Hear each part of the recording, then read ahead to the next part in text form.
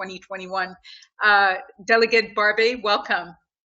Great to be here. Let me just say that Governor Hogan was one of the few Republican governors to actually act decisively and crisply at the very beginning of this. He implemented by executive order our first eviction moratorium in mid-March. Also, we have had a moratorium on late fees and utility turnoffs. Now, my committee had a pretty extensive briefing where we invited all the stakeholders, tenant advocacy groups, the business community, the banking community, and we found that they were uncharacteristically united in their belief that more money had to be committed to rental assistance. We're a part-time legislature. We meet January through April. And so unless there's a special session, which we don't anticipate having, unless there's a special session, we're not going to be back in town in Annapolis until next January. So I and my vice chair, the vice chair of the committee that I'm the chairman of, wrote a letter to the governor, and we asked for the governor to extend the moratorium until January 31st, which would give us time to get back into session, to work with the administration, to craft a more permanent public policy response to the constellation of issues here. We emphasized the fact that we wanted a lot more money from the CARES Act to be dedicated to temporary rental assistance. And, the view that we take, that at least the majority of my committee members take and the Speaker of the House takes, is that, typically in Montgomery County, Maryland, where I live, maybe 1/4% to 1/2 of 1% of the population is evicted. If you up that to 10% or 15%, you suddenly have a problem that's not just falling within the dry confines of landlord-tenant contract law. What we're talking about in that instance would be a full-scale social disruption. I think from the perspective of landlords, it would be, most landlords, look, I mean, I know tenant advocates don't have this attitude. Most landlords have no interest in evicting people summarily. I mean, tenants who stay and pay is how they make their living. But this situation is going to catch a lot of property owners in a very tough situation. On the one hand, the minute you evict somebody, you're going to have to spend a lot of money to prepare the property for the next renter, if there is a next renter. And so it's our hope that we will work with the administration to craft a more permanent solution to this situation. For right now, though, everybody's on pins and needles. Nobody knows, there are so many unknowns. We don't know, what the budgetary numbers of revenues are going to be like for the state of Maryland between now and January. We don't know who the next president of the United States is going to be.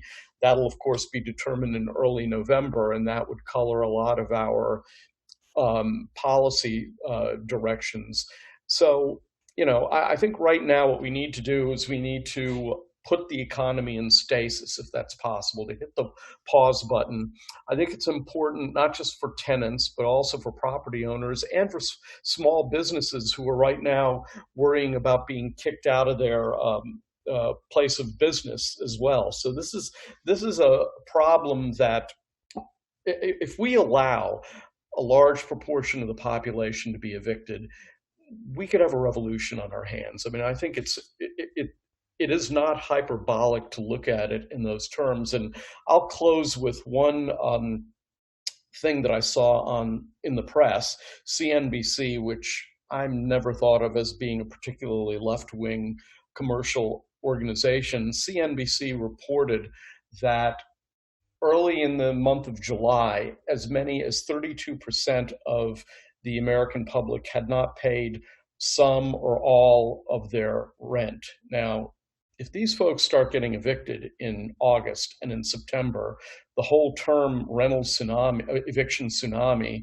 is going to come true, and that's going to be a very ugly situation. And I'll just conclude by saying that even I'm a Democrat and I tend to be pretty liberal, but I'm also very pro free market and I tend to be very pro business. But this is not a business issue. This is a social welfare issue at this point because evicting 10% of the population would be a humanitarian catastrophe, the likes of which would take us a very long time to recover from.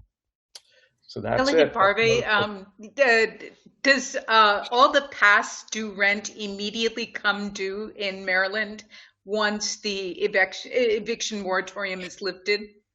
Technically, yeah, but I mean, as a practical matter, landlords don't want to get rid of. I mean, look, let's say you're a landlord and you have a tenant who worked in a restaurant and she lost her job, and now it's August. She's got 4 months back rent, but she just got another job, and she can document that she has a job. If you're a landlord, as a practical matter, you're going to try and work out a deal, and in most cases, because it's so much cheaper to keep somebody in an apartment renting. And so, yeah, technically they could be kicked out, but given where the economy is right now, if you kick somebody out of an apartment unit, you're not absolutely assured that it's going to be filled immediately as you might have been a year ago. If you evict somebody in summer of 2019, you're going to fill that apartment pretty quickly. Today, not so much, probably. Interesting. Fatme, I believe you had a question. You got to unmute yourself. Actually, okay. You hear me? Yes. Yeah, actually, I just sent. We hear that the city of Los Angeles, they're opening an application for emergency. Application for emergency rental relief program, and it starts on the 13th. And it's closed on the 17th of July. And this application, it has a lot of restricted information for the people they're gonna apply. Also, it's not for everybody. It's just for randomly they're gonna choose some people. What state is this happening in? It start July 13 and it's gonna close in July 17. But in what state? California. Oh. Los Angeles City of Los Angeles. Kumar, that might be out of your purview. Fatme, he's Maryland based. Okay. Yeah, I'm in the state of Maryland. Okay. So let's take a question from Mariver Montalban. Mariver? Hi, hello. Oh, I thought it was just going to be read. Thank you so much. I am from New York, but this goes to the federal government. My question: Will it help if the federal government would declare a moratorium for landlords to not be able to pay for real estate taxes and other financial obligations that they have, so that they don't need to exact rent from their tenants? Would that help? Is there a facility to do that? No, because most landlord-tenant law is state law, and I don't think the federal government has the ability to legally micromanage state governments in that fashion. Now they do, what they have had the ability to do, they've done. They've, through the CARES Act, they established a moratorium on foreclosures for federally backed mortgages. So they were able to do that. But really, the vast majority of the landlord-tenant laws in the United States are state law. And so I'm maybe the federal government can do this, but I'd be surprised if that were the case. Okay. Could you stay on for two more very important questions? Sure. Thank you so much. So the next question comes from Frank Blanquet. Good. Am I? Yes, you are. We can hear you.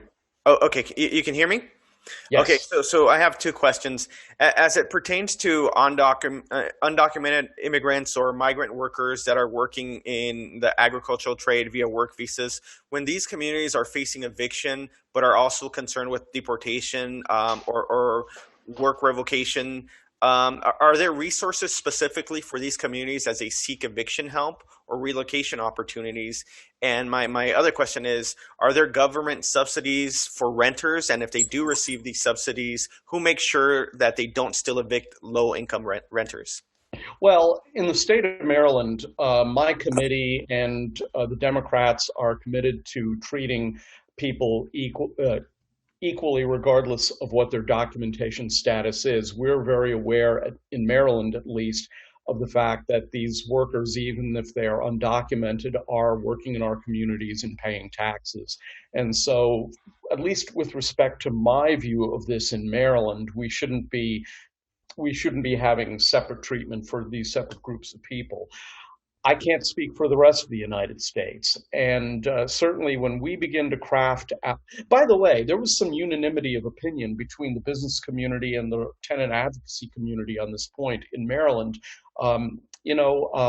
Landlords, they're going to want rental assistance for all of their renters who are having difficulty, and I'm not sure they give a damn whether they're documented or not, certainly not in Maryland. And so, at least with respect to my point of view here in Maryland, I understand what you're saying exactly, but I mean, it's really very much on a state-by-state basis. And finally, a question from Dipti Dawar. Hi, Mr. Barve, can you comment on some of the issues with regards to the gray area as it pertains to the hardship?